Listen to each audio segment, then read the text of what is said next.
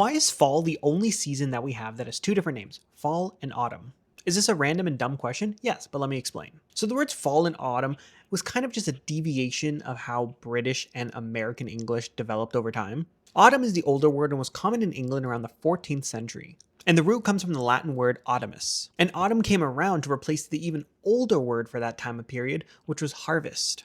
And like nowadays, autumn is just kind of like a more proper way of saying fall. But the word fall itself didn't become popular in England until around the 16th century. And it's actually a shortened form version of a whole phrase. The phrase being the fall of the leaf, which is actually opposite to where we get the word spring from, which is from the phrase the spring of the leaf. It's a very simple and literal word about what happens during that season, but it's stuck around. The split happened essentially when Britain came to America in the 17th century. When the colonists came from Britain to America, there were some that were calling it autumn, there were some that were calling it fall. And so kind of they split it, and as they moved across America, some kept it as autumn, but a lot of it transferred over to fall. So that's why in the West we're more likely to call it fall, while in Britain it stayed really popular to still say autumn, even though nowadays it's more common to say fall too.